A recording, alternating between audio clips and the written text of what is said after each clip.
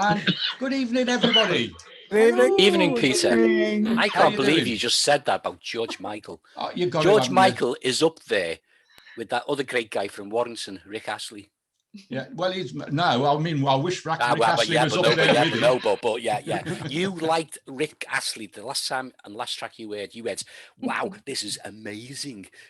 And then you realised who it was and you had to eat your own words. Listener, I had muted Dave at that point. There you go. But there we go. Anyway. I don't care. I just want to say hi to the crew.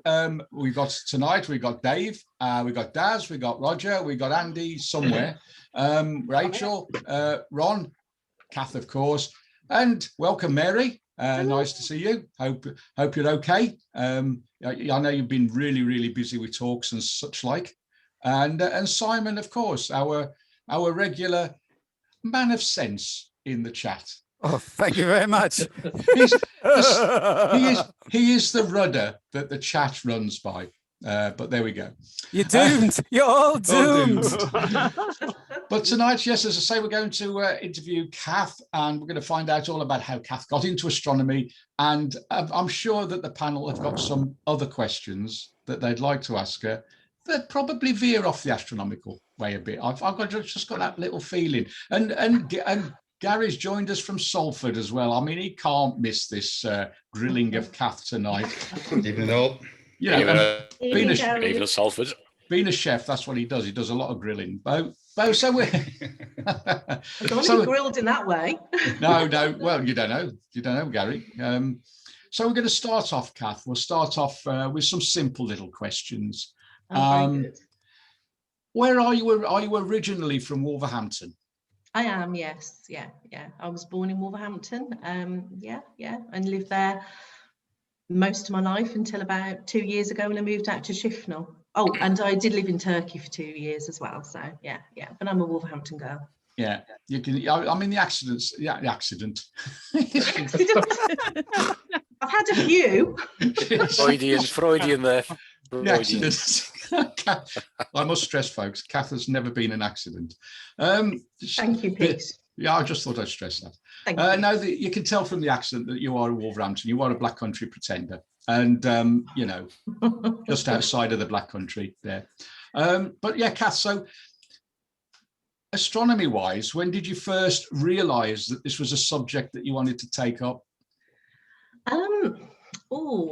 I mean, that's a tricky one, because I can remember when I was a toddler that my parents used to take me out into the garden and teach me the constellations, point out the planets. And my mom used to tell me when I was quite young the stories of the constellations, which we all know that some of the stories are a bit horrific, aren't they? But I think she toned them down a little bit, but she did.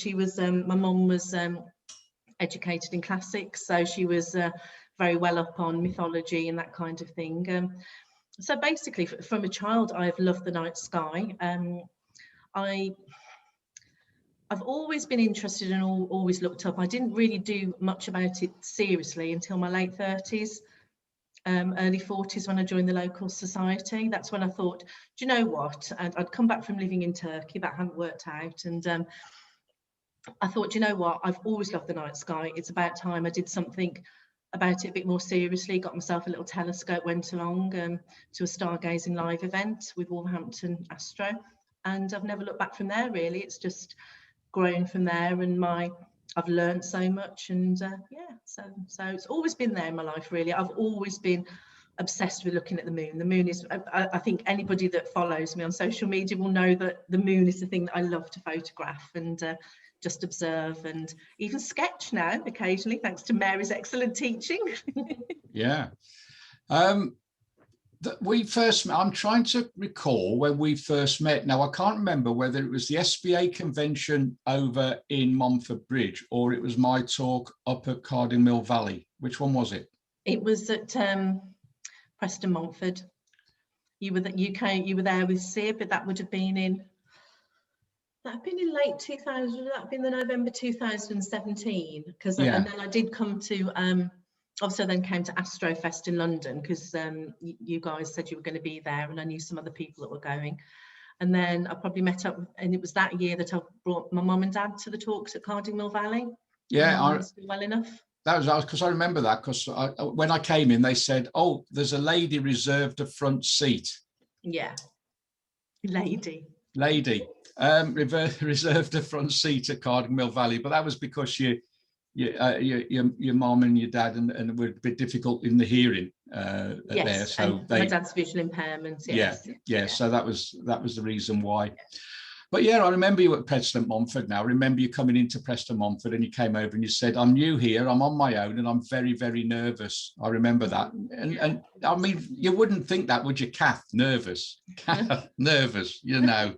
But she came over, she said, there was me and Ian Morrison were doing some presentations, if I remember rightly. Yeah, you were. And you came over and you were very nervous, but you really enjoyed that weekend, and I could see that you were gaining in confidence as the weekend went on, and you were going to do well. I drank gin probably on the night.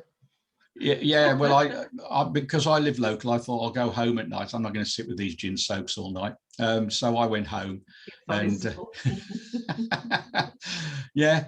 So now you're working. You're doing some active outreach with Cubs and Scouts, I believe. So what are you doing there?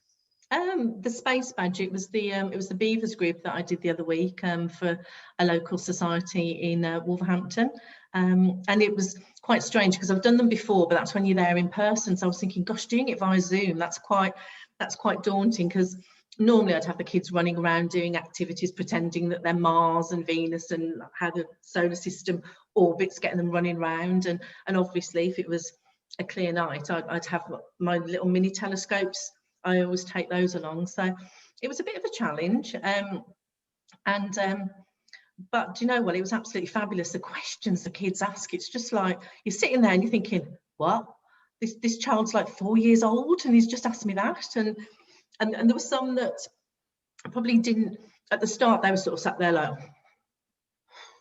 by the end of it, they were actually really excited and asking questions. So I thought, you know what, I've obviously done something right. But it was certainly, as I say, a challenge to try and make things seem interesting, just talking to them through the computer. But I enjoy doing that, because one of the things that I want to do, I'd love to think, is if there's just one kid that I give that little bit of inspiration and encouragement to, because I was never part of a group like that.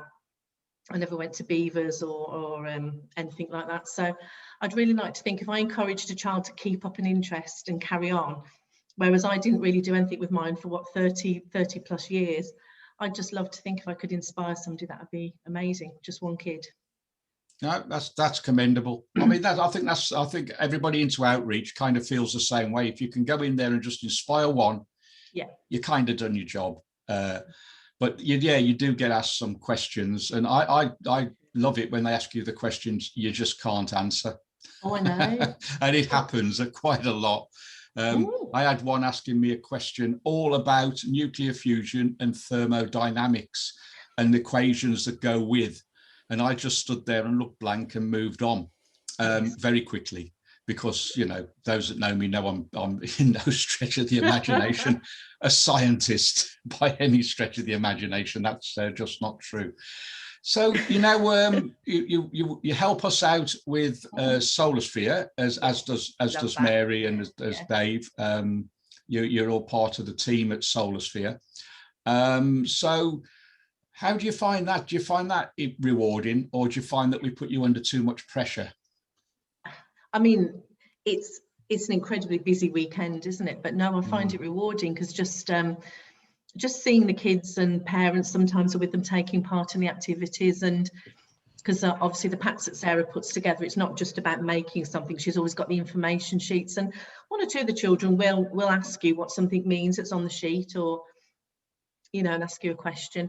I mean, as anybody that goes to Solar Sphere knows, that the entire team work flat out all weekend to make sure that everything runs and operates. But it's something that I love, and I feel quite privileged to be part of that team and to be somebody that can hopefully help to make a difference, really.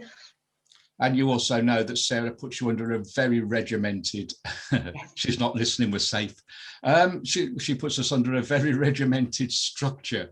And if we go over on any of the times, I mean, you were laughing the one time when, if you remember Mark, that was Sarah's ex, We were behind the scenes having a little sleep in the little cubby hole.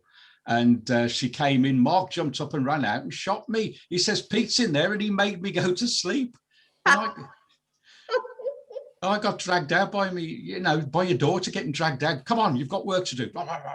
Yeah, yes. That's what, for those involved with Solar Sphere, you know what I'm on about. It's an hilarious thing to watch her strutting about with a clipboard. Yes. It is a sight to see, but not for us. It's not a sight to see for us. It's a sight of fear and God, she's coming. Yeah. So you're helping out at Solar Sphere as you do with the arts and crafts, and you're also doing stuff with the SPA now. Yes, yeah. I've been I think it's two years I've been on the council now, coming up 2 years. I'm trying to think. Yeah, 2 years, and I've recently took over running the merchandise for them. So at the moment, I'm sort of trying to look at other products that we might think about having in the future. We have quite a well-stocked shop that's online. If anybody's listening, that they can go along and have a look. There's some really nice stuff there. But yeah, that's quite a nice challenge. That keeps me busy, keeps me going backwards and forwards to the post office on a lunchtime with the little packages and parcels. So yeah, that's nice. But it's great being part of the SPA because obviously it's a national organisation. For anybody that doesn't know, Society for Popular Astronomy is what SPA stands for, and it is really good value. You get a great magazine every other month. I think quite a few people here are members, aren't they? And there's great features in there. I think a lot of people on here have written features, haven't you, Pete, Mary? I don't know if anyone else has written any features for them. Yeah. So it's great fun. And again, they're trying to reach out to more and more people and youngsters to get people involved. You're also, I've got to put this in a nice way. You're also very useful. I won't stop there. I'll continue. You're also very useful for deflecting my mother away from embarrassing me. Are you not? Yeah, I'm quite good at that. Yeah. You did that very, very well when we were down at Hurstmoor, and my mom was telling all the resident astronomers that she came from the Pleiades. Yes. Being as she's an astrologer. Listeners that don't know, my mom's an astrologer and a psychic and a medium and all that kind of stuff. So we have interesting conversations. She's 86, but she's still very active. She's just done a trip across the United States and over to Machu Picchu at 80 odd. And but yeah, she's got this definite belief that her spirit comes from the Pleiades. And she was, when I was doing a talk as a keynote speaker at Hurstmoor Observatory, she was telling all the astronomers that were coming into it how she came from the Pleiades. So I set Cath on a task to try and deflect this. But they all thought she was lovely. I didn't at the time, I have to say. I think you were cringing with embarrassment, weren't you? I did manage to steer one or two more prominent other speakers away from her by saying, let's go and get a drink or something, or let's go around this way. And they were sort of like looking at me as if to say, is Cath trying to kidnap me? And they probably thought, what's Cath's ulterior motive? But no, your mum is absolutely lovely. But you see, I have practice because my mum, although bless her, she wasn't an astrologer or anything, but my mum was very opinionated and could cause trouble sometimes just by demanding to speak her opinion. So I've had to deflect situations with my mum all my adult life. Bless her heart, she wasn't backwards in coming forwards if she believed in something. Yeah, I mean, I remember my mum telling me that she was in some place somewhere, and we were in some historical place somewhere, and she said, she said Galileo stood up the corner. Oh. I said, is he? I said, can I have a chat with him? And, I can, I've chats with people through my mother, but there you go.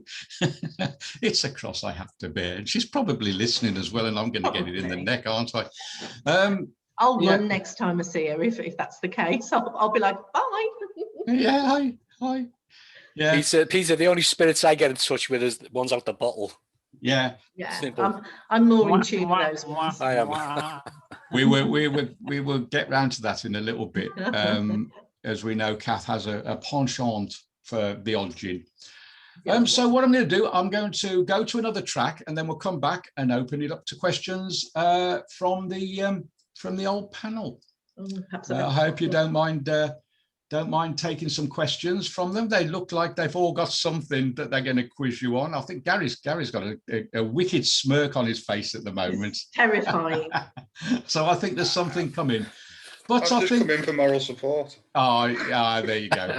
Thank you, Gary. That had better be true. Yeah. So I think we'll play this in honour of Cath when she comes back, and it's the Travelling Wilburys and Handle with Care. Oh, yes. Oh, yeah. Yes, please do. I like the Wilburys. Yes. They're fantastic. Okay, folks, off you go. Okay, we're not going to grill. We're all friends, and we love our Cath. You know, we're just going to be nice and friendly. And what's entropy, Cath? What's entropy? No, only joking.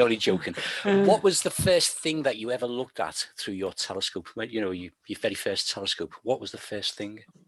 Well, my first telescope, it was the moon. Yeah. It was only like a little.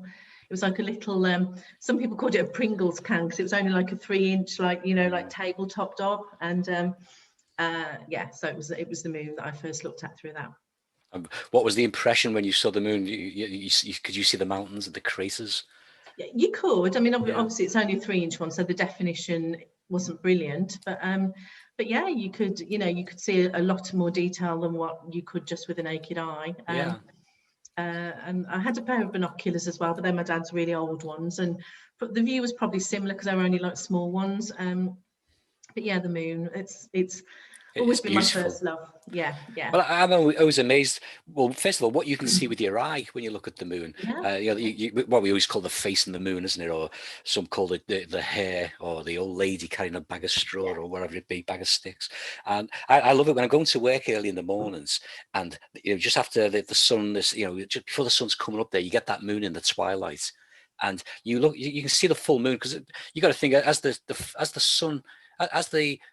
full moon is just starting to set, the sun is about to rise, isn't it? Just after full. So you get the sun just before it's coming up. There's the moon just setting at the other side over in the west. And I always look at it and see what I can see. And I can see Tycho. And I don't know what, in the morning time, it always seems to be fresh. Seems to be more transparent than later in the evening. But you can see Tycho, you can see Copernicus, and you see those bright ray craters, and you can see the Maria, and maybe just in my imagination, I guess, I can see the Apennines, but I know exactly where to look. But when you look at them through a pair of binoculars, you then see the craters. Yeah, you get the definition. They're only small because it's just a small pair of binocs, but as you say, a little bit of aperture, a little bit of magnification, with a 3-inch or even a 2-inch telescope, and you start seeing those craters in the mountains and the shadows. And certainly, I know the drawings that you did recently, just absolutely beautiful, where you captured the shadow of the crater wall. And Mary's, being a great teacher and putting that across there. It was a great talk for us as well.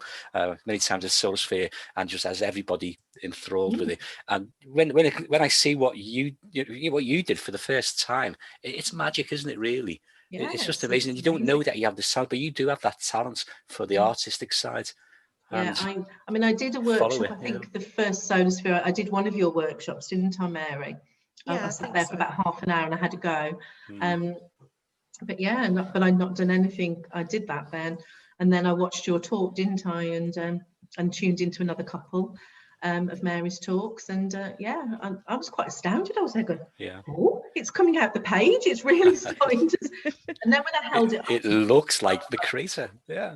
And my aunt still doesn't believe that I've drawn them. Like she saw them in the room the other day. I put them in a frame. She was like, oh, have you done these on the computer? I was like, no, I sketched them. She went, you can't draw. I said, Mary taught me.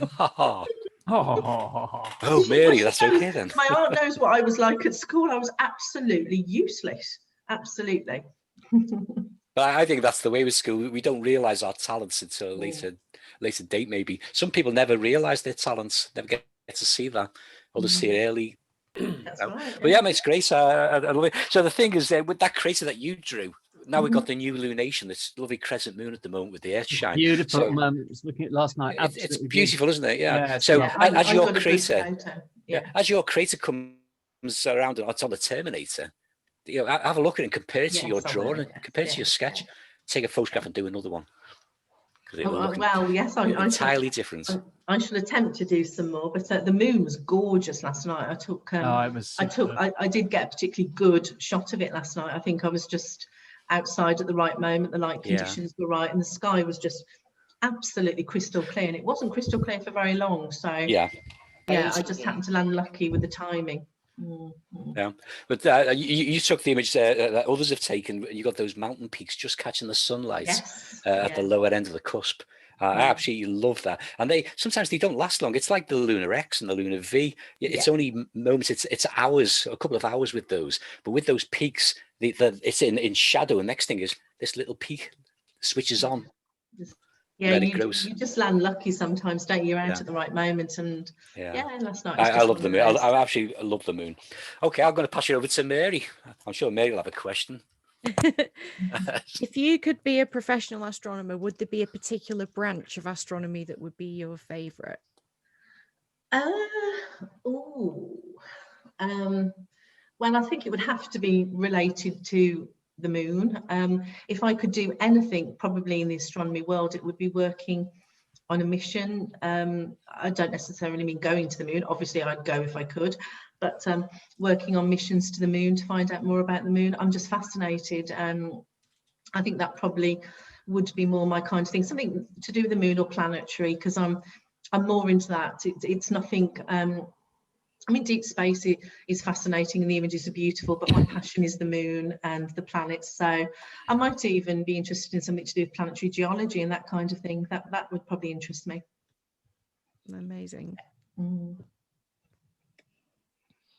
They've all gone quiet. Rachel, no, we're just everyone's been well managed, I think. Rachel, any questions for Cath? Yeah, well, about anything. Well, linking back to the outreach, because obviously I'm really passionate about that, and I'm sort of just dipping my toe in. So, the stuff you do is really inspirational with it. But when you've got the kids, is there any sort of your favourite thing that that you're waiting sort of till the end to say or show them that's just going to make them go wow and leave them wanting more? Have you got something in particular you save and sort of give a little nugget of information? Or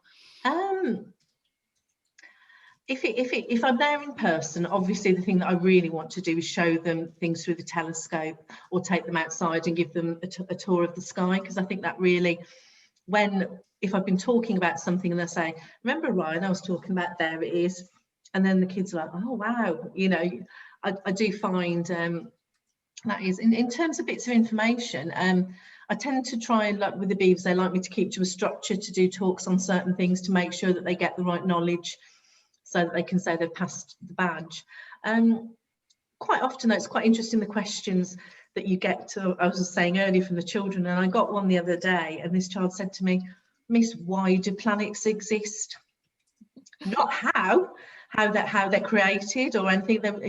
He's like, why do planets exist? I was like, well, I said, that's an interesting question. I thought, oh, goodness me, how am I going to even attempt to explain this? Because I can't really explain why. None of us really know. We kind of know the science of how we're here, but we don't know why we're here or why the planets are here, really. So in the end, I just kind of explained it away that there are forces at work greater than what we know. I said, whatever you believe in. I said, your parents might teach you to believe in God. I said, some will teach you to believe in the power of Mother Nature. I said, I can't tell you why. Look at Pete doing his little. I said, I can't tell you why planets exist. I can give you a reasonable hint as to how. But yeah, that's what I love, just getting the questions and seeing where we can go from there. The hardest question I ever had with the Beavers, it was somebody who was probably 6 years old asking about solar filters, but not about how to use them or where to buy them, but what the actual kind of atomic level structure of mylar solar film is. I've no idea. He wasn't just happy with what it did. He needed to know the absolute nitty gritty of all of the way it's made, what it's from, what all the sub stuff is. I have no idea. Literally no idea. What an awkward question. I'm not covering for you, Mary, if you're absent. Don't ask me to do one of your Zooms. I've still never looked it up. gosh, no. it's- I just wondering, how would I answer that? Mylar, I believe, is a deposit on an acetate. Yeah, he it's didn't want to microns know thick, that. but it holds back 99.9% of the light or something. But how can you develop? How can you go further? At an atomic Aluminium, isn't level, it? how Well, is it aluminium, Ron? I think so. I think it's vacuum Mylar. deposition, isn't So it? Mylar just could be the copyright trade name, as is Yeah, bar. Mylar's the name of the substrate material. Yeah, because we talk about barder. Barder is the trade name.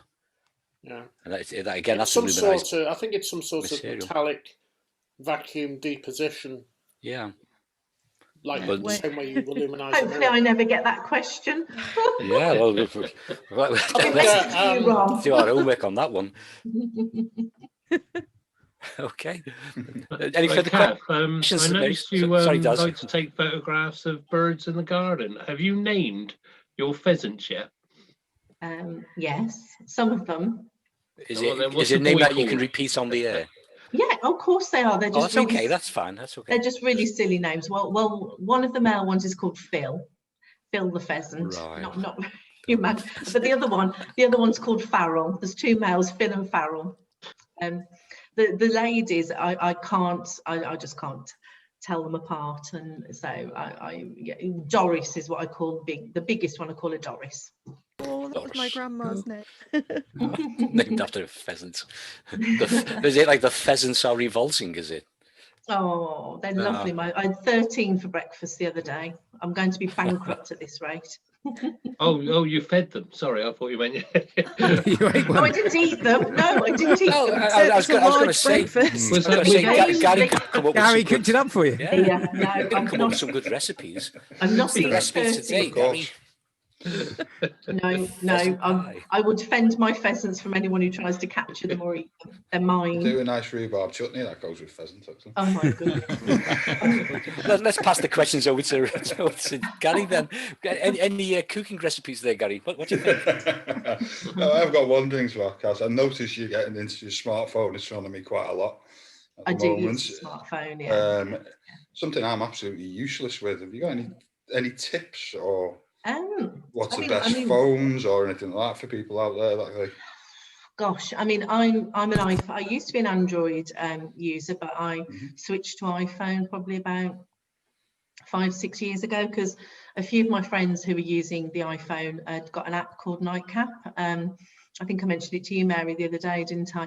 And it's got phenomenal settings on it, which allow you to take photos of meteors, the ISS trail. There's a Star Trails mode, which I haven't tried yet, but you know, that feature, I think it cost me something like £2.99, the app for the phone. And I've actually caught several Perseid meteors, Geminids, just by using the actual meteor. I just put it on a little tripod on my window ledge, set it off and sit there, and I'll see a meteor go past and think, have I caught that? And sometimes it has, sometimes it hasn't. But I know people sometimes through the meteor showers who took thousands of photos with their DSLR, and then I've gone and captured 2 or 3 with my phone, and I feel a bit mean about it. I'm like posting it, and it's like, and a friend messaged me the once saying, I've took 5,000 photos and not got one. How the hell have you done that with your iPhone? And I'm like, but I've been part of with meteors and the showers. It's luck, isn't it? You can stood there, watch a phenomenal one go over, and your camera's pointing that way. Cath, do you think you've got a Mary big field is of going view. wrong and needs to use a mobile phone instead of that? I don't think Mary's going wrong at all. Look at her photos; they're stunning. I know. Thank you. I think the phone's got a really wide field of view, which will help because Yes. my wide angle lens doesn't go down below f4.5, so it's terrible for meteor photography. So I have to okay. use my 18mm, my 10 to 18mm, and no, not the 10 to 18, crikey, 18 to 55, sorry, my kit lens. So with a phone, if you've got a sensitive camera, you've got a wider field of view, you've got way more chance of picking something up. Yeah.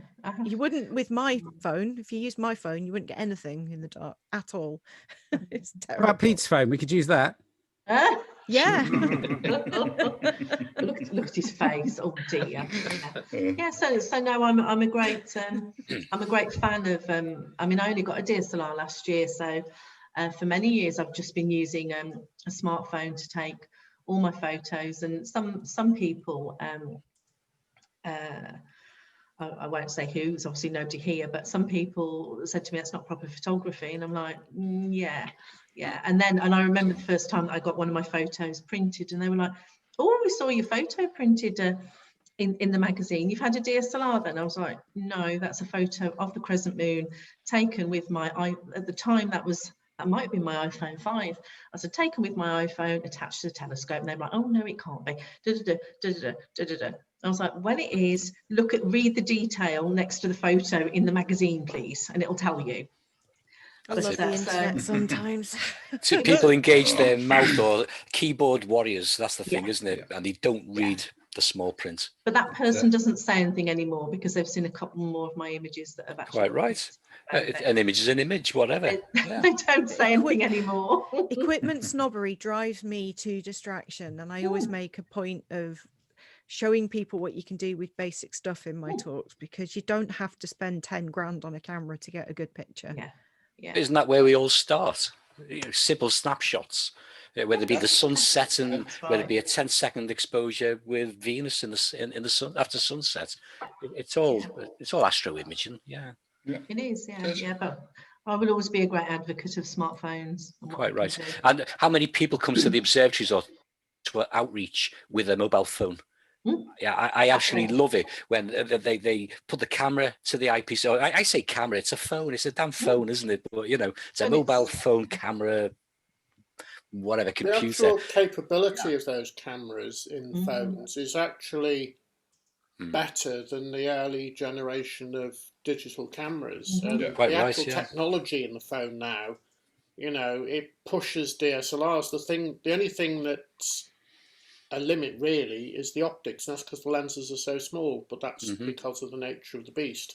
But they are very good. They're great for HDR stuff, aren't they, as well? Built HDR things. They're very good. But the number of people I've seen go home after, and this is adults and youngsters, in astronomy, it doesn't matter what age group you are. So to take your first image of the moon at the eyepiece of a telescope with your mobile phone stroke camera, and you've got the Apennine Mountains, you've got Copernicus or Aristarchus or whatever crater, and you can actually see detail. And they go home and they're actually, the joy in the face because they got this image, and it's the first image. And they can't believe it. Wait till I show my teacher this. The same with Jupiter and its moons. You might get detail in those cloud bands, but my God, you'll get those 4 moons on there. Saturn and Titan. A young lad took a photograph of Saturn, slightly overexposed, admittedly, but he had Titan on it. And that was when the probe was out to Titan. So he was quite happy with that. Now, one of the kids got told by the teacher, basically the teacher did not believe that he had taken those photographs through the telescope at an observatory with a mobile phone. And he came to us the next week. He said he was upset because the teacher wouldn't believe him. So I said, tell you what, get your dad and stand next to the stepladder. You go to the eyepiece and we'll take a photograph of you looking through the telescope. It was the usual, the lights are on, the lights are on the observatory, but you can see you're at the observatory. And that was a lovely picture of him at a proper telescope. It looked like a big telescope, obviously. And then there was the images of the moon and of I think it was Venus on that particular night. And he took them in. He came back the 3rd week and said, the teacher believes me now. And I felt so proud for him. But I felt so annoyed that the teacher just didn't accept that child can do that. Absolutely, that's so bad to the teacher. That really. Well, I think that teacher may have learnt a lesson now, so that's a good thing. No, not a bad lesson, It's just education, isn't it? But yeah, it's imaging is great now. You can just use a mobile phone. You haven't got to cart that big telescope and have an adapter and a cable release and so on. But it's easier than when you and I were first trying to do this. Oh, you're not kidding. Yeah, well, how many times do we joke about you had to wait a week before you got your pictures back, unless you processed your own, of course, which was another thing that we used to do. But yeah, you had to wait till it come back from the chemist, and then they have a little sticker that was saying this photograph is blurred. No, it's actually supposed to have stars on it. It's supposed to be star trails. It's underexposed, in your opinion, but to me, it's got the plough on it. It's a major, and they never understood. I used to say just print regardless, especially when it was the local photo lab, but some of them got to know me, so it wasn't too bad. And I actually ended up working in a photo lab for a short time back in 1978.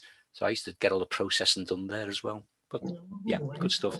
So let's move on. Gary, any further questions? No, I'm Okay, well, we can come back. Thanks for covering that, Cath. Can I just We've got check one plenty of thing? time and more questions to ask. Can I just check something? Sam. Because I suspect Cath's doing this to be trending. She might not actually be from Wolverhampton. So can I ask some questions just to check? Oh, Yeah. She said she was. Yeah, she said she was. So when was Wolverhampton first formed? When was it set up? When was it first established? The town or the city? Yeah, the town. Wednesday. You remember when we said we were? Yeah, it was about 7:30, wasn't It's it, on a way Wednesday? back. It is way back. It is way back. Way But back in history. Well, Wolverhampton's supposed to be named after something to do with the wool merchant trade. So I don't know. It's got to be 1600s, if not way more back, because I think Tetnall was possibly in, which is a region, was possibly in the Domesday book. 985. But see, I was going back to the Domesday book with Tetnall, nearly. And it was originally called Wolfran, so you were close there as well. Lady So Wolfran, yes. you might actually be from Wolverhampton. Now, name 3 famous people from Wolverhampton, and if you can do that, I'm going to believe you. Me. One. Okay, I'm going to give you one. No, I'm only joking. Famous people from Wolverhampton. I don't know if she was from Wolverhampton. Well, she must have been. She went to the girls' high school. Rachel Hayhoe Flint. Was she a cricketer, hockey player, something like that? She went to the Wolverhampton Girls' High School when my mum went. Is it Lord Wrottesley? Because there's Wrottesley Hall and he had an observatory. I'm guessing he certainly lived in Wolverhampton area, but that was possibly Staffordshire at the time. I'm just going to stop because I really can't think of anybody. I can think of people from the region and the Black Country, but not particularly Wolverhampton. Okay, can I just throw a third question then? This is the crunch. I mean, come on, hold on a minute. No, come on, Peter. We talked to you about football. And that was okay. Hold on a minute. Noddy Older. Yes, I said. Well, he's not. Dave Hill. Okay. Yeah, but is he on the borders? You know. I thought Noddy was from Solihull. He's not at all. He's not a Brummie. Crying out loud. Noddy Older of Brummie. Was he Dudley? Dudley area? He used to live in West Midlands narrow tribal definitions now. Well, yeah, definitely. I mean, Noddy Older. Turf wars. One of the funniest things I ever had with Noddy Older is we went, and not long after they'd hit the hit with "'Cause I Love You," we went round his house, and he'd not long after that hit, he bought a roller, and we went up for a ride in his roller so we could see what it was like. And we went round his house, and his mum says, "Call you tell our Noddy to get a proper job." That's brilliant. Yeah. Okay, Cath, this is the crunch. Actually, Noddy. Andy, let me ask this question before I forget. I'm going to just throw in another person who's come to mind. Liam Payne. He was in the boy band. He's from Wolverhampton. I wouldn't mention that to anyone. The one that had the relationship with Beryl Cole, was it? And then it all went a bit wrong. Yes, yeah. I think he was. Don't forget Beverly Knight, Cath. She's from there. Sorry? Oh, Beverly Knight. Yes, yeah, she is. Yeah. Enoch Powell. And there's the runner as well. There's the runner that's come to mind, and I can't think. I can see a face, and I can't think of. Oh gosh, I can see a face now. No, it'll come to me in a bit. But I can... Okay, my question, Cath, and this is it. This is the end of the football of the I'm from Wolverhampton or not questions. This is the nailer. In what year did Wolverhampton Wanderers win the European Cup? Wolverhampton Wanderers have never won the European Cup. What's your answer on that, Cath? Well, they were a very good team in the 60s and 70s. Yeah. Pete's shaking his head. I wouldn't know the year. I wouldn't know. Well, that's fine, Cath, because they've never won the European Cup. Well, that's a good job. And that's a trick question, and you've passed. You truly are from Wolverhampton. Thank you. Ta-da! Yeah. Let's have Astro questions. Come on. That's cruel. Peter. Very cruel they are. I've been through Wolverhampton. I've driven past the custard bowl where that bloody shower play. The grass grows well because of what they put on it every week.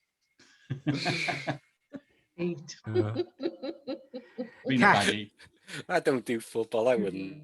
Cath, I've done. What's the nickname for Wolverhampton Wanderers? The Wolves. Wolves, yeah. Wolves, yeah. Why aren't they called the Wolves? Because it's based on the wool trade. It doesn't sound quite as good, does it? Let's be No. honest. Okay, let's move on. I'm rubbish at the elf. I'm probably more a supporter of Wolves Speedway than I am. Speedway. I used to love Bellevue. The Bellevue Aces. Yeah, my cousin used to ride in the Bellevue Aces. Yeah. I do love a night at the Speedway. I like any sort of motorsport bikes. Yeah. Do you remember when you used to stand there and the bikes would go past and all the red dust would come up in the air and land in your face? The first time I went, I'm wondering why they all standing there with little perspex sheets of this. Because you end up with a red face. And you ended up. I went home. I got a bath, and the water just turned reddish orange. Yeah, you can't beat it. You can't beat it. All the Speedway. Yeah, all the Speedway smell. newbies stand on the corners, don't they? Yeah. They think, we've got a good viewing point here until the first bike goes round. No one's standing here. Okay, Mr. B, Robert B. Any questions for Cath? You said you go to the moon. Would you go to Mars on a one-way ticket? You'd have to be back for Thursdays and Mondays. You can get Astro Radio on Mars. Oh, that's okay. Then she'd be our roving correspondent. Would I go on a one-way ticket? On that Mars One mission or whatever it is. At this point in my life, no, I wouldn't go on a one-way. I would love to. I mean, I would love to go into space, but and I'd love to go to Mars, but I don't think at this point in my life, if I was older and fitter, I don't have a very big family, so maybe ask me that in 20 years. If I was fit enough, then I might think, yeah, I'll go and know that it's a one-way ticket. Then possibly then I would. But not at this point. I don't think I'd want to. There's too much here for me on Earth at the moment. You'd have to fit it in after the moon mission, wouldn't you? Because you've signed up to go to the moon. Oh, that's true. Yes. Well, you never know. I might get picked, but I don't think that's very That'd likely. be 10 tickets. And here's a curveball for you. If you were going to Mars on that one-way mission, who from the panel would you take with you? No, I don't want to go. I'm not going on a mission. Who from the panel? Oh, well, you're one step closer, Cath. Who's your favourite on the panel? Really you want someone who could cook, wouldn't you? Yeah, you need. But then I'll tell you what, we're one step closer because SLS has just completed its static fire. Yeah, they've done a full 8 minutes. I don't know. I'm going to diplomatically sit on the shelf and probably not answer that because I'd probably want to take several of you with me. We'll Because I'd want my friends there. If I wasn't coming back, I'd want my friends there. Because I'd want people I got on with. I've got lots of potato recipes. Can you make gin out of potatoes? No, you can make potato whiskey, can't you? Make gin out of anything. Vodka. Make poutine. Poutine, that's it, yeah. I'd good. Vodka. Yeah, and you can use it as rocket fuel as well. Oh. In fact, David Bowie wrote a song for Cath, didn't he? Called the Gin Ginny. on that note, we're going to go over to another track and then we'll come back to a few more questions from Cath. I think we'll play this one for Dave. This is Rick Astley and Every One of Us. Rick Astley. Where we'll be having a little bit more of a chat with Cath and the rest of the folks in the old panel area there. Okay, peace. Yeah. Right, fine. so who hasn't asked a question? Ron, have you asked any questions for Cath? I haven't yet. What do you want to throw at us? Come on. A fellow Salopian. Is that like Harry Potter or something? Yeah. We're a gang here. Moving on to the musical tangent. Do you play any instruments? Are there any instruments you'd like to play? When I was younger, I played the recorder and the violin. I kind of regret not keeping the violin up because I was actually quite good at the violin, but teenage years hit and boys and distractions and things, and I kind of gave it up really, which I do regret. And I was part of the choir. Late returners in music. Yeah, it's possible. I might. Yeah, and I used to sing in the choir. I sang in the school choir, sang at the Civic Hall a couple of times as part of the choir, and I took a reasonable role in Hiawatha as well. Oh, right, okay. Don't ask me to sing though now. Please don't ask me to sing. It probably wouldn't be very pretty because I've not sung properly for 30 something years. We won't go any further than never that. too late to start again. I might one day. I'm one of the few people who've choir I was in, we actually sang Hiawatha about 6 years ago. It's rarely done these days. Yeah, yeah. But Yeah, it's I've not all seen it very... done. Cath, what was your first job when you left education? Like, my first proper job was library assistant. I used to work in the newsagents, but library assistant. Oh, okay. So you're well read then? Yes, Yes, okay. Right. Yeah, quite That's well why she comes top of these quizzes. Yeah, now. Yeah. I think that's a fluke sometimes. It just depends what you've read, doesn't it, really? Look at Sam saying. If I ever see Astro quiz, I start reading my books. I'm like, oh God, start reading these books so I don't make a complete fool of myself. Well, Cath, when you read something, do you visualize it and then you recall the images? Are they like a help? Because some people have got a photographic memory, haven't they? They just go bump, and therefore they're great in exams because they can just literally repeat it parrot fashion. I wouldn't say I'm great in exams, but that's more my nerves. But in terms of visual, I can read a book and truly feel with a good book I'm transported somewhere. I mean, there's lots of books that I love and adore, but I do tend to get pictures in my mind when I'm reading a book. It could be anything. It could be a tea shop that the author's describing, or obviously Hogwarts. I absolutely adore the Harry Potter stories. Love Harry Potter, yeah. And the thing I love about J.K. Rowling's books is you are transported to another world, and I very much from the books. When I saw the films, it was very much a kind of thing I'd visualised, really. So yeah. Well, I'll just jump a question. I was going to let everyone else have a question first, but while we're talking about books, what would be your Treasure Island book? And I'll even let you take a box set with you. You can get these trilogies, of course. And what would you take with you? Just before you answer that, sorry, can I just interrupt? I was thinking, guys, I'm going to have to go. My daughter's just informed me she's got homework to do on the computer that's due in tomorrow. Andy hasn't had a question. This is Andy, terrible. Andy, quick question. Come on. All right, quick question. What would be your fantastic idea of a telescope? What would you really, really want to buy? The biggest Dobsonin I could get. I absolutely love. I know there's all these wonderful ones that are, electronic. You can make a Dob electronic, I believe, but absolutely the biggest. I would love like a 20-inch Dobsonian. That would be my idea of heaven. I've got to say, a 20-inch Dobsonian is actually not the largest. You can get 30-inch Dobsonians. We've used them in Liverpool. You can actually get a 60-inch Dobsonian in America. Wow. I'd probably have to employ somebody to move it for me as well. If you ever buy that, Cath, I'm moving in with you, definitely. I'm married to my husband for his 10-inch Dob. Yeah. Okay, listen, I've got to go, guys, because I've got to give the computer up so my daughter can do her homework that she didn't tell me about. Okay, so, have a great weekend, everybody, and I'll speak to you on Monday. Take care. Right, sorry to leave your special night, Cath, but I'll forgive you, Andy. Thanks, darling. Have a good one, eh? Enjoy yourself. Bye, everybody. Bye. Bye. So just quickly to Mary. Mary, you're going to add a comment there. You married your husband because of his 10-inch Dob. The 10-inch Dobs. That's a reference for the listeners out there. That's a reference to the aperture. That's a good reason, I reckon. Yeah, that's the aperture of a telescope. I absolutely love the Dobsonian telescopes. They're so easy to use, and ours has go-to and will track as well. And you can take photos through them as well. Yeah, we've done loads of imaging. Mobile phone and to the eyepiece. And of course, you can buy these gadgets as well, Cath, can't you? Where it holds the mobile phone and it clamps onto the eyepiece, and you adjust it in X and Y. So you can censor the image up in your eyepiece, and then you can just hands-free take a picture. Absolutely toddle. Makes it so much easier. It does, yeah. It does. Yeah. So just coming back to the question there, what would be the book that you would take to your desert island?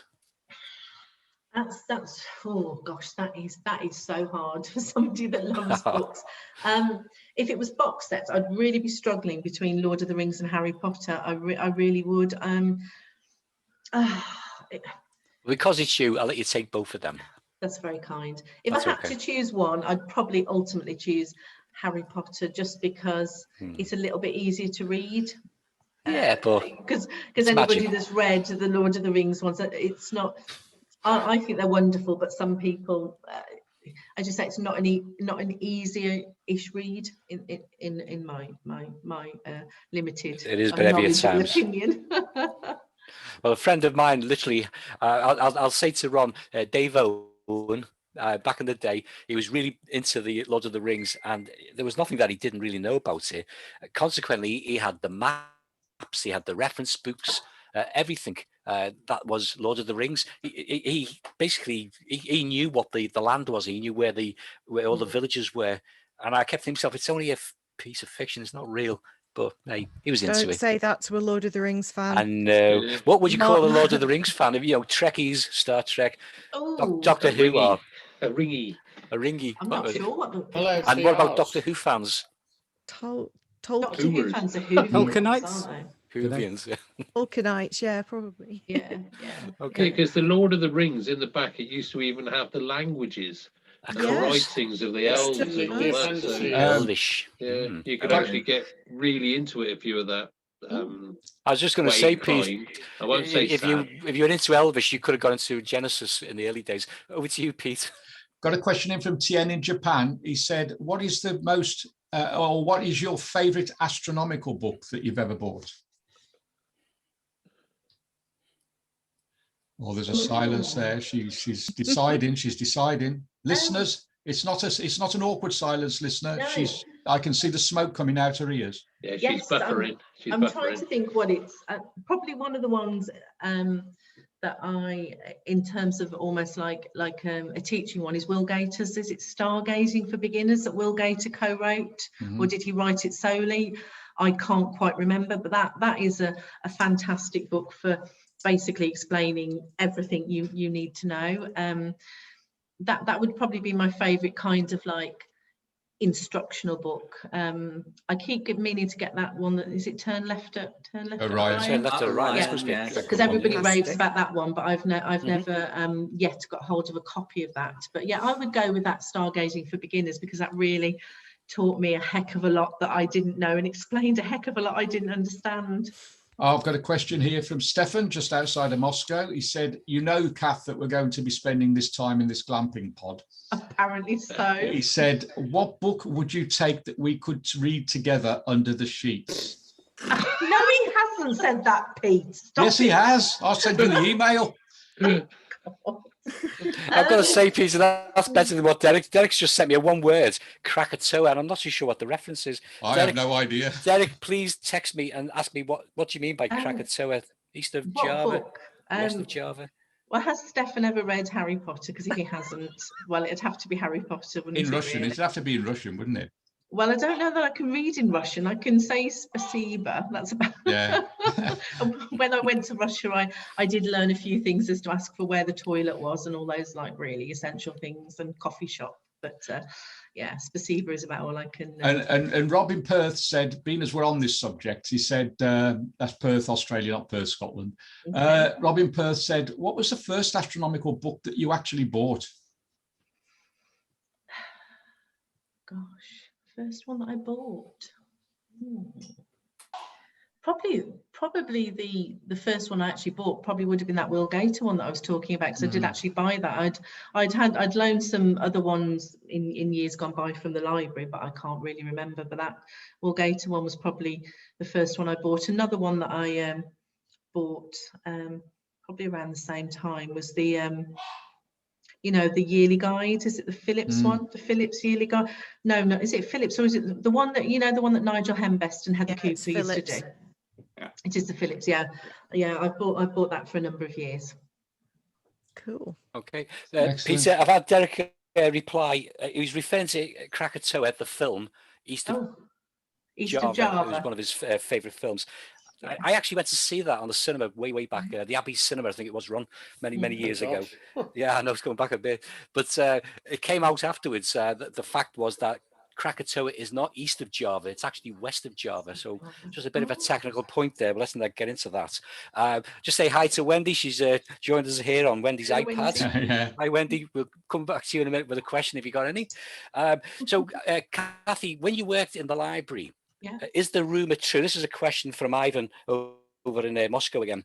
He asks, is it true that when you worked in the library, when the kids used to pay the fines for late return books, you used to keep the money? No, it's not true. That's really okay. There you go. That's that rumor squash. Thanks, Ivan. I certainly did. Thanks, Ivan. That rumor is not true. It's just a rumor. I don't think. I there's think nothing in that. Is it something that Putin's been spreading about her? I don't. It may have been. Oh. Yeah. I don't know Mr. Putin personally. I'd like to say it's not me personally. No. No. Anybody who's going to work, Derek is just saying, anybody who's going to watch Krakatoa, east of Java, he's going to, spoiler alert, it blows up in the end. Well, that's like saying Titanic sinks, isn't it? And it's based on a true story. I'm not quite sure what that's got to do with anything else we're talking about. No, I don't know.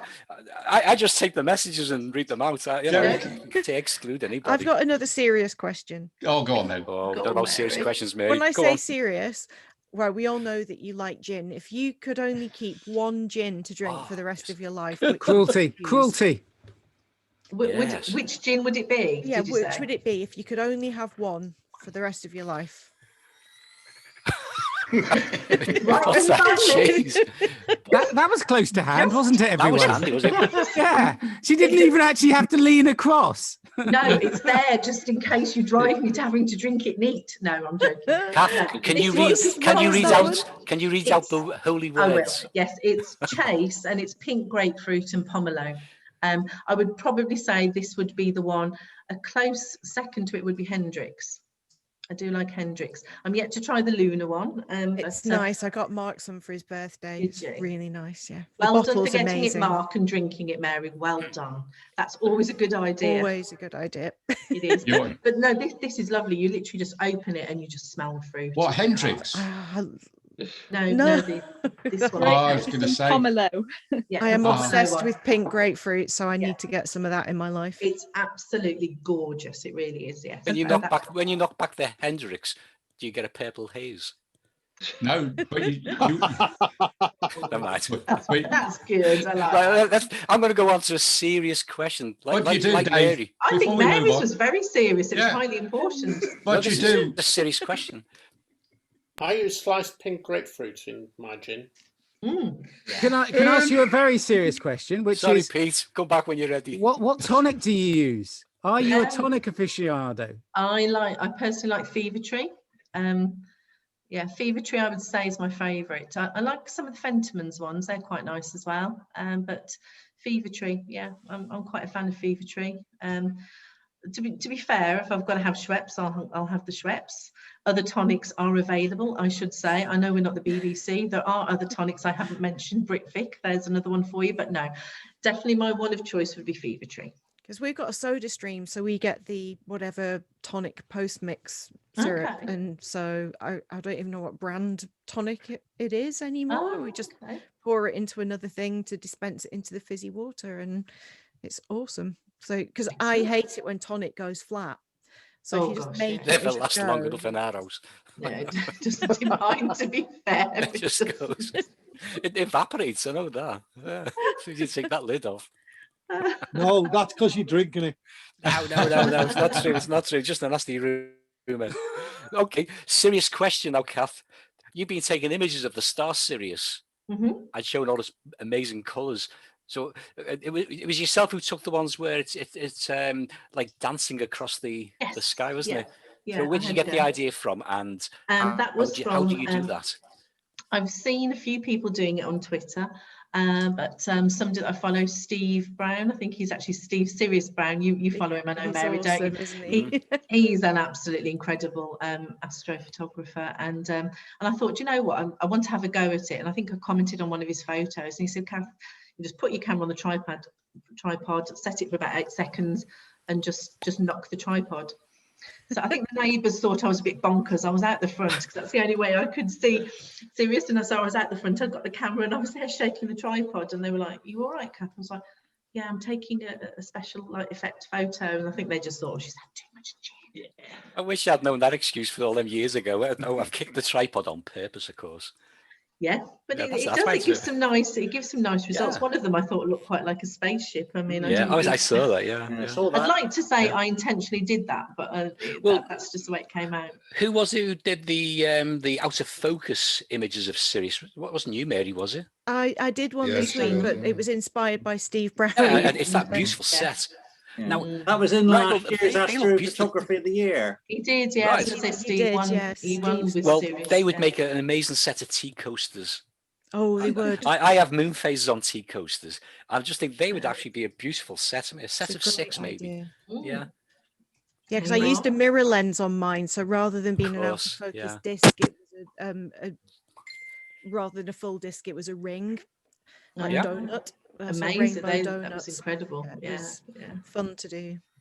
Okay, well, we're going to go to a track when you're ready, Pete, and when we come back, more questions. And if Wendy would like to ask a question, perhaps. Yeah, when we come back. Thinking cap on. Yep. So we're going to play a little bit of Jimi Hendrix, and after that, we're going to watch Cath drink the Hendrix gin and see how she can walk along the Watchtower. Hey, Joe. I'm drinking the Pink Chase tonight. I'm so jealous. Honestly, it's beautiful. You don't. Some pubs do, but you don't get it in many pubs. So, Cath, how are you faring up? I'm doing fine, thank you. So far, nothing too taxing. So far. Okay. So far. So what I think we'll swing it round to now, Cath. We've done a lot of the astronomy questions, been an astronomy and music station. We'll have a little chat now about your musical interests. And I'm sure that there's many got a lot of questions about your musical interests. I know I can see Mary's brain ticking over there in the old chat. She's thinking. Tell you what, Pete, just while the brains are ticking over, Wendy's brain has been ticking over during the break, and she's got a question for Cath. Maybe not musical. Go for it, Wendy. Well, I know that Cath likes cats, maybe even more than me. So, Cath, is there a cat in your life at the moment? I don't own a cat at the moment. My dad has 2 cats, so I spend a lot of time with my dad. So he's got 2 cats, Billy, who's his cat, and Tabs, who was my mum's cat more, who's part feral, Tabs is, so he's quite a character. I also have a regular daily visitor here. A lovely lady, Katie, who lives up the road, her cat Oscar is rather obsessed with being around my house. I think it's the attraction of all the pheasants and the wildlife, but he's got into a habit of getting into my garden and does sneak in the house when he can. So and he's a lovely little cat, but I have to keep saying, Oscar, you're not mine, you need to go out, this isn't your house. So there are cats around, but at the moment I don't have one of my own. No. So your dad's cats live a short distance away? Yeah. So they're in Wolverhampton, yes, right. Yeah, they're in Wolverhampton, but the situation with my dad will potentially mean they'll become my cats. Is probably all I can say on the situation. But my dad isn't very well, so and his cats they're only about 10, so they may one day become mine. Yeah, that's why I haven't had another cat of my own. But I've seen the favorite pictures breed of cat. Sorry, Wendy, I jumped in there. I was going to say, Cath, what's your favourite breed of cat? A moggy. A moggy cat. I do like just a mishmash. Some of the breeds are beautiful. Persian, you get the Persian blues and Russian blues. They're gorgeous cats, but I just love a good bog standard moggy, and I particularly like tabby cats, black cats. But I would like a grey cat. I've always wanted a grey cat. Oh, they're beautiful. Yeah. Sorry, Wendy, over to you. Well, I've seen pictures of the amazing big birds, the pheasants that you've got living near you. Yes. Do they have much interaction with cats? Well, the cats that come down here, as I said, there's Oscar, who's my neighbour's cat, and there's another ginger cat, I'm not sure who that belongs to, comes down here. To be fair, the cats seem to respect the pheasants, and the pheasants don't seem too phased by the cats, but as they tend to arrive in packs of between 7 and 13, I think they feel fairly secure that they're okay, and the cats sort of look at them, but they're like, oh, maybe not, no, they're too big. So they just, I mean, they get quite close, but like the pheasant walked past Oscar this morning, and both of them just looked at each other and didn't bother. So you get Thankfully. 13 pheasants at one time? Yes, some mornings, Wow. yeah. Mm. Wow, it's lovely. Yeah, it's amazing. Yes, yeah. Better get making some of that sauce, Gary. That's it. We're going to need a big pan of that sauce. Leave my pheasants alone, you naughty lot. The pheasants are revolting. The thing about a pheasant is there's not a lot on them. No, that's a problem. When I first met Sib, her mum and dad lived on a farm. He was a farm hand, and we used to go out rabbiting and pheasanting, getting the pheasants and that. And yeah, you weren't much on the pheasants. You had to have about 4 for Sunday dinner. Yeah, well, don't try and come and get my 13, anybody. I'll be watching. Especially if they've been shot with a shotgun as well. The best way is to casserole them. I know, we used to eat them, and you could spit in the buckshot out. if you braise it for quite a while, it tends to force the shot out then into the sauce. So you can strain it out. But Cath, you see how we've moved from astronomy to gastronomy? I do. Yeah. I so do. Pheasants, you can go on is to it a tough meat? molecular Is it red gastronomy meat if or a you white want. meat? No, you're all right, Gary. What type of meat is a pheasant? Is it tough? Is it red or white or kind of white-ish? Whitish. Leave With lead. it on With the lead. bird to enjoy its life. Thank you. Yeah, just wring its neck in the pan. 20 minutes. Dave Galvin. Hey, one's got to eat at the times of COVID. I'll tell you lockdown. what, I because obviously originally I came from the city, like Cath, and when I came down and met Sib and started going down on the farm, I saw things that would, like I went out rabbiting, and it's like, just knock it on the head, and I'm going, I can't do that. I can't do that. And his dad just used to grab him and go boink. No. And stuff like that. Yeah, it's a very different life when you're on the farm, I have to say. But Cath, that's a question I could ask is, if you're going off to Mars, as we now has ascertained that you are going, there's no way out of it now. Okay, charming. What gastronomic delight would you take with you? What would be your favourite food to take with you? Potatoes. It'd have to be probably like a really spicy pasta dish. I love Italian food, and like a really nice arrabbiata, like really spicy, loads of chili and garlic and really antisocial stuff. But hey ho, that's one of those things. But that's probably my ultimate favourite food, is a really good Italian meal. Which film star would you take with you? Not that Mark fella, because every time he goes, someone dies or there's an accident. Was it Mark Wahlberg, is it? Yeah, no, I wouldn't. He's good with potatoes, that's about it, but don't ask him to drive. Yeah, rubbish. No. Who would I take? If you'd have asked me years ago, I'd have probably said Johnny Depp, but he's had a bit of a fall from grace, hasn't he? He's had a bit of a rough time, bless him. I still think it's a bit unfair. I'm just going to say that live on radio. I do think he might have. Controversy. Yeah. No, I'm fully supportive of what Cath's saying. I think he might have been caught up in misunderstood. Yeah, I think there's. I'm not saying that there's not some truth in all of it, but the guy was with Vanessa Paradis for a long time, and there didn't seem to be any issues. And I shall say no more on that. And I shall think who I would take with me film star. I don't know. I do like the guy that plays Mr. Grey. I do think he's one. I can't, not particularly because I want to be with. Don't even go down that conversation. It's not to do with the Payne or anything. No, it's not, listeners. I'm not taking. He's just really nice. Is it Jamie Dornan? There's been two different actors playing him. The last time I heard of. He's nice, Jamie Dornan. The last time I heard of him, Wendy, he was working in B&Q on the paint mixing, and he had the chart. It was 50 Shades of. Grey, blue, there's two different actors though, aren't there? There was the one in the first one, and there was a different one by the third, and I don't know if it was the same one as the first in the second. Yeah. Well, each one was as bad as the other, so. We're like, I don't. Anyway, anyhow. If I had to go for somebody older, it'd be Patrick Stewart, because I just have a thing for Patrick Stewart. He's just the voice. When he was cast as the role as Jean-Luc Picard, he was a year younger than I am now. And it's like, no, this isn't happening. It can't be. Well, I'm going to say it again. Ron looks like Jean-Luc Picard sitting there, especially with M31 behind him. Ron, just do that again, will you? Make it so. Yeah, do not make it so. Make it so. That's the one.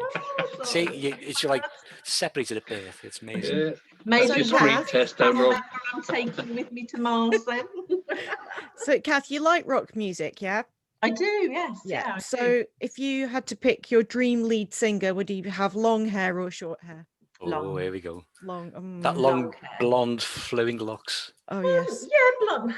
Yeah, I Joey would Tempest. I wanted his hair so bad. Oh, when I Joey was- Tempest. Oh, God. Do not stop. Well, I'm going to start now. I'm going to start because Sarah, well, she's not listening, but Sarah loved Europe. And Joey Tempest was literally just like, well, he was plastered all over my bedroom wall, not him literally. That's unfortunately wasn't him, but you know, anyway. But back in the day, gosh, yes, he was. Yeah, and John Bon Jovi, my God. I mean, John Bon Jovi, age has been kind to him. Joey Tempest, maybe not quite so kind. I doubt Joey Tempest listening, but if he is, I'll just have to apologise, won't I? But yeah. You not think Bon Jovi? He looks better with his hair cut short, as opposed to the long hair. No. No. No. Well, we got a no. Hang on, we got No. Mary saying no, Cath saying no, Wendy. Oh, I'm a no. I'm into short hair, but obviously Mary will like the long hair because she's so Yeah. into the rock music. Yeah. Well, yeah, but you don't have to have long hair to be into rock music. You don't Look at Peter. Peter's into rock music. He hasn't got long blonde hair. There's always the exception to the rule. But there's two limits to rock music. If you're in a rock band, you've either got to have long hair or no hair. There's no in between. What about Phil? Oh, no, I was going to say Phil Collins, but he's not a rock musician, is he? No, he's into the fair. He's whingy music. Whingy All going music. wrong. I mean, my girlfriend's left me, and I've slashed my wrists again. Yeah, great Phil. I love fair. Very deep. Yeah. Okay. Yeah. So. Yes. Yeah, Joey Tempest. We took Sarah to see Europe many years ago, and we couldn't get a front seat. We could only get a back seat. And she was really upset that she was looking at Joey Tempest through the binoculars, but he couldn't see her. I can imagine she was. She was 14 at the time, but yeah, I'd have been the same. Yeah, I mean, she had a chance to meet Rammstein, but she didn't want to go and meet them. I don't know why, because we got we guests a few times for Rammstein, and she didn't want to go and meet them. I can't understand why. They're the ultimate rock band. Never meet your heroes. That's what they say. They do say that, don't they? It is true. I mean, I worked with Budgie for many years, and the main guy in Budgie, Burke, he was, Budgie influenced Metallica. They influenced a lot of bands, Soundgarden, many of the big bands. But people used to be mad on, they wanted to meet Burke Shelley, but if they ever met him, they realised what an arse he could be. And I don't mind saying that on air because we had a big chat when I formed Anubis and went our separate ways. But yeah, he's Budgie and no more, sadly. But yeah, when people actually do meet their heroes, they're not always what you expect. And I've worked with a lot of people who people class as heroes, and they're not particularly nice people. Cath, what about concerts? Did you ever go to any concerts, music concerts? I don't go to many, and I'm going to make Pete cringe when I say some of the concerts that I've been to. Nothing wrong with Rick Astley. That's okay. Well, I saw Rick Astley. Rick Astley was actually supporting Take That. I know, yeah. I have been to see Take That. Look at Pete's face; it's hysterical. Wendy, stop laughing now. Come on. He's crying. This is serious stuff. I have to say, I mean, the first time I saw Take That, I actually went with a friend of mine who'd not been well, and she wanted to go and see them, so we went to see them, and I have to say they were absolutely amazing. The second time I saw them, they were amazing, but in some ways, but Rick Astley was just absolutely bloody incredible. Because when I saw support band Rick Astley, I was thinking, oh my God, never gonna give you up. Gonna let you down. And he came on stage, and his voice just boomed out, and I was like, is that Rick Astley? And I was going to be friends. So I was with the same friend I saw the first time. I was like, is that really Rick? Does he Rick? And that's exactly what Peter thought when he was driving the car. You wouldn't know, and he was amazing. I mean, many years ago. I mean, my musical taste, I don't really. Rock music would be probably my thing, but you could see me on a dance floor dancing to, pop tunes, because I just love to get up and dance. I love Latin music. I say I love do love some feel-good pop music. I like reggae. I like classical. There is some classical music that I do. What's your favourite classical? Oh, now. Do you have a particular piece that you go, wow, and the hairs on your neck stand up? And so, there's several pieces. I love Air on a G-string. I love that. And the Flower Duet.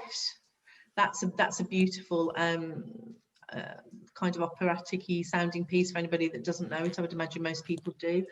Now I'm going to try and get the name of it right. It's from Peer Gynt, and in the in the kingdom, in the mountain of the kingdom. The Hall of the Mountain King. Thank you, Ron. I knew it, and it's the one that you will often hear on the Alton Towers adverts. And I just. How does it go? Just hum the first couple of bars of it. Oh no, that's terrible. That's almost like.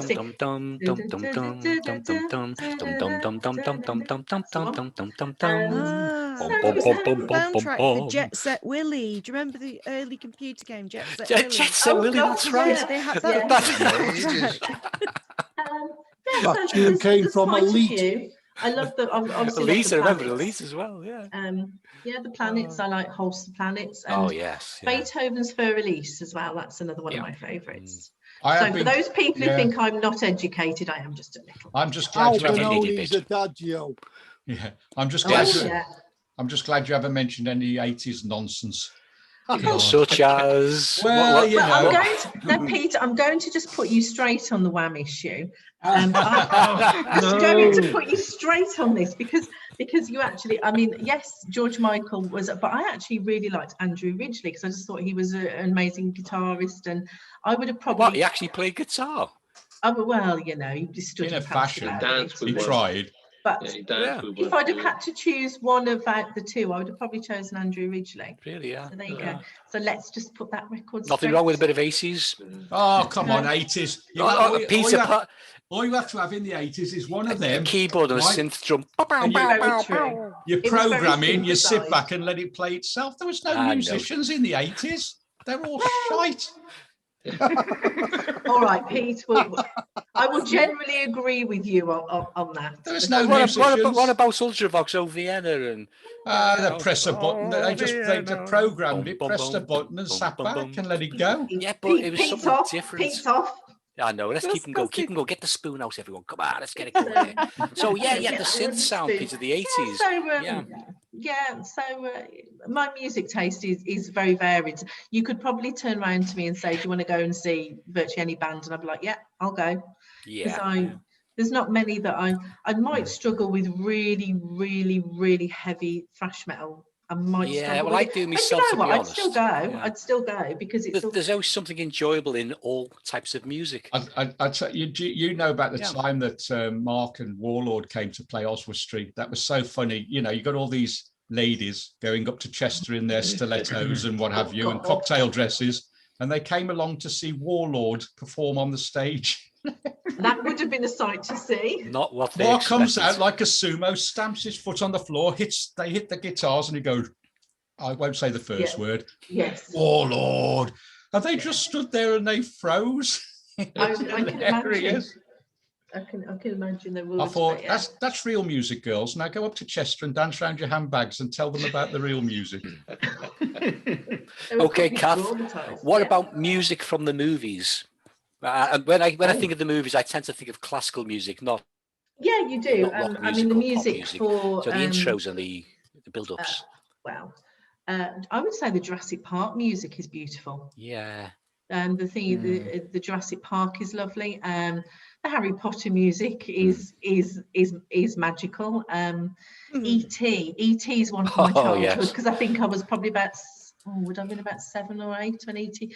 That was about 1980, was it? I tell you, when he was dying, I had tears in my eyes. I thought, oh no, swim out of the cinema watching that. Spoiler! Spoil it. What, he dies in the end? They cut him open because he's an alien. Or Topsy scene. I was very upset, but the music from E.T. I mean, Star Wars music's iconic, isn't it? You know, Star Wars music is, but. Yeah, possibly my favourite would be Jurassic Park. Oh gosh, yes. The music's phenomenal. It is very clever. It's very haunting, isn't it?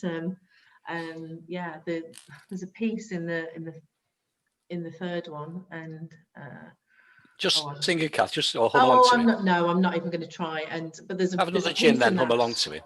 I'll find it and tell you what it is. I'm not going to try and hum it, but there's a piece in that really gets me. But yeah, the music is, but that's the idea of it. I watched a documentary about music in the movies, and basically they played a piece. Excuse me. They played a piece of a movie. I think it was Hitchcock, and they excluded the actual background sounds and the music.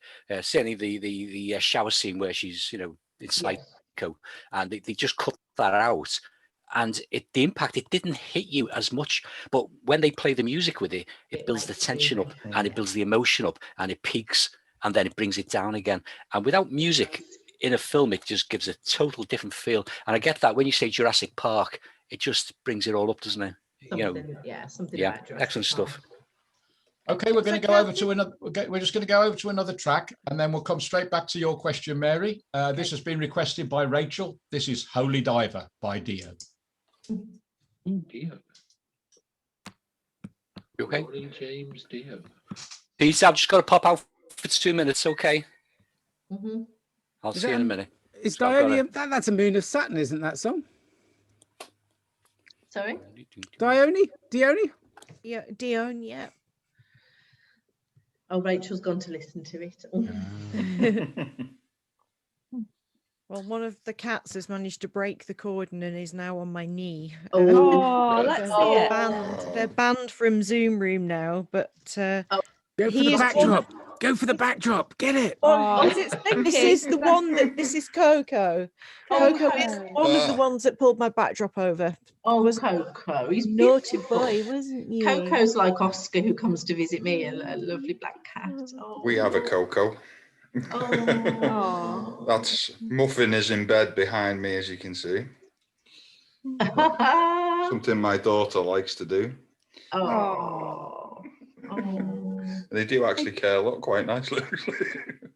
I better go and let him out because he's going to rip the carpet up. Otherwise, I'll be back in a sec. Okay, yeah, we don't want the backdrop coming down again. I don't want the. Dave really put me on the spot before making me ask a question. I didn't have one planned. You enter here at your peril, Wendy. I tell you do. He's a nice meanie. He's good at doing that. I was late because I was at a Heaton Park astronomy group meeting from 7:30. So nice to join the party, even though I'm late. Oh, it's all right. We all roll in at different times. I thought I'd better turn up on time tonight, though I managed it. So yeah. Hey Gary, you watching him trying to put this bloody rocket together? My screen's just gone off. I was watching it a minute ago. What's happened? That little dude in the cherry picker who's trying to guide it on. He's so small compared to the rocket. Oh, that was unbelievable. Yeah, I think they're having a bit of fun and games with it. Left a bit, right a bit. The scaffolding will be out in a minute. Yeah.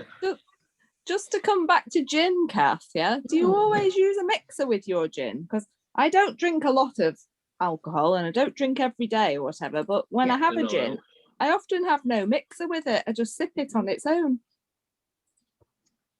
I could probably. Not a good way to go, that, Wendy. No.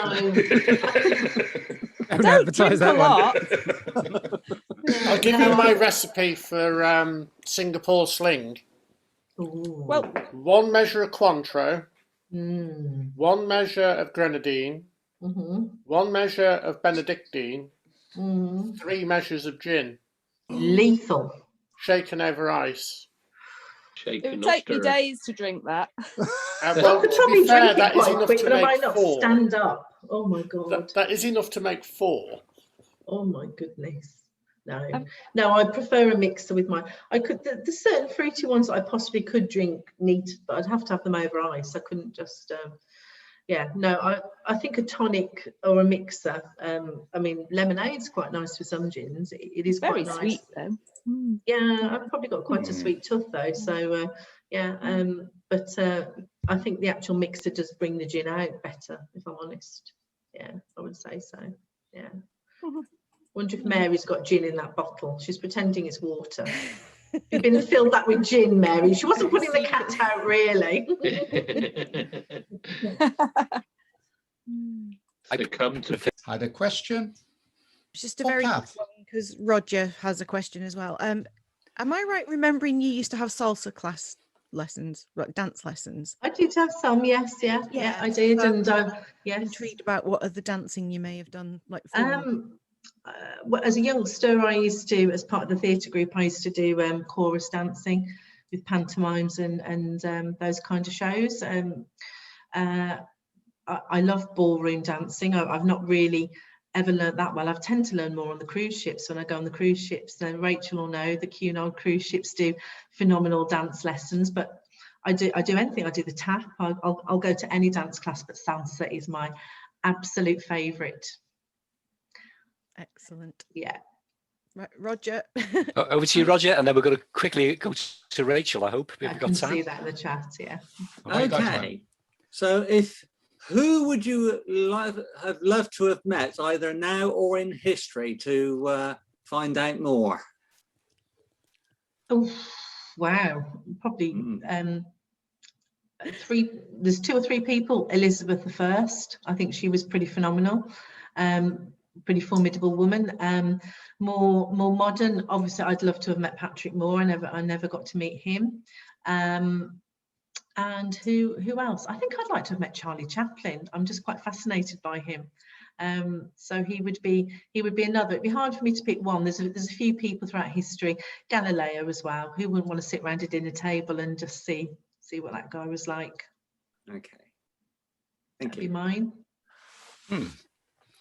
Over to Rachel. I've seen Rachel's in the chat. Go on, Rachel. What's your question, Rachel? Well, yeah, because we all have music we like to listen to, but everybody has a go-to karaoke tune that they're going to belt out when they've had too many gins. So, what's your go-to tune?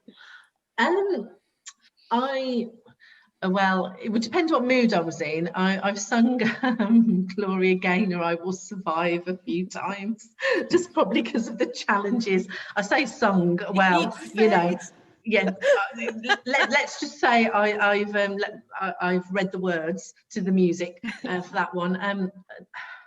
Another one I'd love to sing is I don't say I sing it very well at all, but is Alana Miles' Black Velvet. I absolutely adore that song, and Working 9 to 5. That's probably the karaoke classic.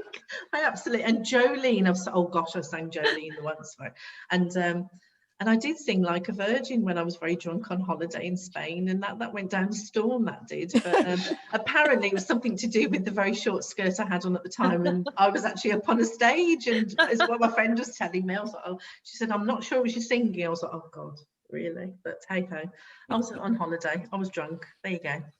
So there's a few. Thank you. Yeah. That's our secret sin, isn't it? The karaoke. Yes. I've only ever done one karaoke. It had to be a Beatles song, didn't it? And it was awful. I should have. Well, I think it was Help. Some guy said, "Oh, let's get up and have a laugh," and we sung Help. And you know when you don't know the words to the song when you should know the words. Oh dear. It's just you got to know the proper lyrics. You keep in your key and whatever. And we didn't. Oh, you haven't. But we were drunk. We were very, very drunk. It was a remarkable time back then. Yes. But anyhow, what about your Cath, what about your favourite place to visit? Have you been to your favourite place? Have you found it yet, astronomically? Oh, astronomically. Or where would you like to visit?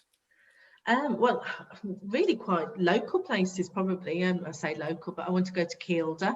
I can see Pete's hand. Kielder, and I'd like to go to Iceland or North Finland to look for the Northern Lights. Oh, yes, I think I'd choose North Finland, really.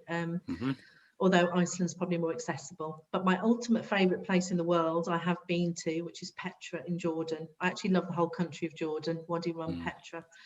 Absolutely stunning place and stunning night skies. If you could get a telescope there, amazing. That's it. You say about Norway and the Northern Lights. I think get a girls' night out or a big long weekend with the girls and go to Norway. Mary, Wendy, yourself, Rachel. Finland have some amazing lodges. Yes, I've seen them online. And let's be honest, there's plenty of ice for the gin as well. Yeah. Lots of ice for that gin. Yes, we'd be. You might say, don't buy the gin on the ship. It's so damn expensive. Oh no. definitely not. No. Okay, Peter, over to you. Any questions? Are we winding the show down? What's going on? Yeah, I want to thank you all for joining to chat with Cath tonight. It's been absolutely brilliant. The replay will be on Facebook, and it will replay through the week on the schedule. So I want to thank you all for tuning in tonight here on Astro Radio. We'll be back on Monday and with Reach Out in Such Space at 8 o'clock. In the meantime, thank you, panel. Good night. Bye. Bye, listeners. Thank you, good Cath. night. Good night, world. Good night, world. If you want to get in touch, petersastroradio.earth. And I'm going to leave you with a classic, absolute classic, Robin Trower, Bridge of Sighs.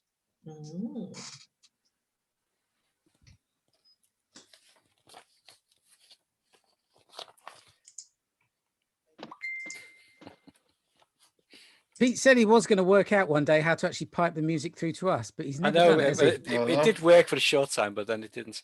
Yeah. I just had a Vulcan hand gesture from Derek. So I think that's live long and perspire. I've got the radiator on the air and it is hot. My goodness. Look at Pete, look at him in the chair like that. What's he listening to? What was the last track he put on? Bridge of Sighs. I could ring us. Shall I ring his Stone Age? Shall I ring that Stone Age? Say. We're still recording according to this. Oh yeah, I'll ring his fossilized phone and wake him up. I was going to say, Cath, about the cruises on the Queen Mary when we went. We spent so much money because the chart rooms obviously all cocktail constellation themed. So all of the cocktail menus, they were all part of a constellation or astronomically themed. So obviously I was just working my way through. Working through 88. How many were there? 88 or 88 cocktails? It would be rude not to work your way through the cocktail. I was like, but I haven't tried this one yet. Spent so much money. Let's go for the Orion. Yeah. I can't wait to get back on the Queen Mary too. It's my absolute favourite. I've never done the Q-Note. I've been on plenty of the P&O. Yes. But is it the QM that has the planetarium? Yes. I knew a guy that done the operating of the planetarium back many years ago. They have a lot of the speakers as well that are normally. They do. Yes. Russell Parry. Russell Parry. I know Russell Parry. Russell Parry very well. Yeah. Yeah, he did. But yeah, there's something about and people say, oh, isn't it not a bit snobby, this, that, and the other? No, not really. I've met one or two people who are a bit unpleasant, but you get unpleasant people if you go and pay 250 quid for a week in Benidorm or somewhere or whatever. That's it, yeah. I love the Queen Mary too, and I actually like the pub as well. The pub quiz is always good fun. Oh no, I don't know what it is on the Queen Mary too. It is the Golden Light, yeah.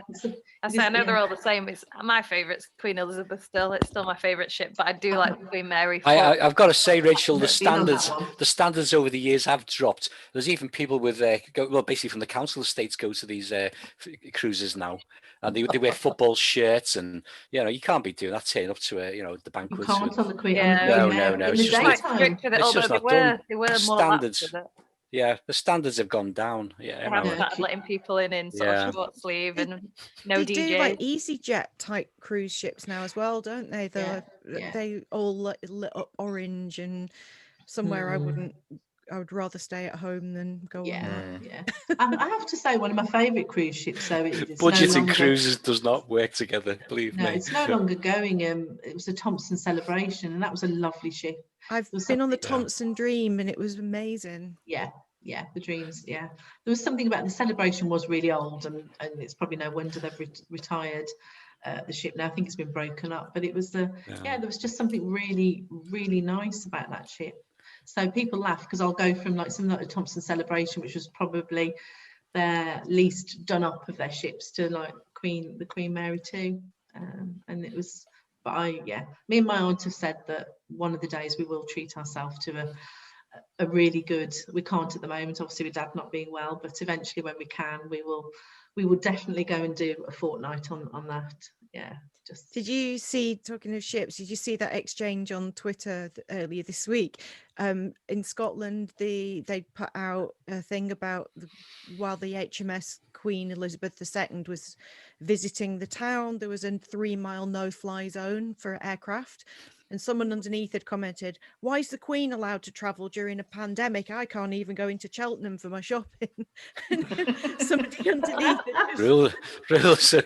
and somebody just said, "Are you a 3,000-ton warship?" Yeah, that's allowed to move. Yes. Yeah. Oh gosh, no, I didn't see that. Oh dear.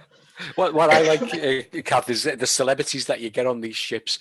The one we were on, it was Nasty Nick off EastEnders. I don't know the actor's name, but he was known as Nasty Nick, and he Nick was Cotton. basically Nick Cotton. That was him, yeah. And it was basically his life as an actor and whatever, and the things he's done and whatever.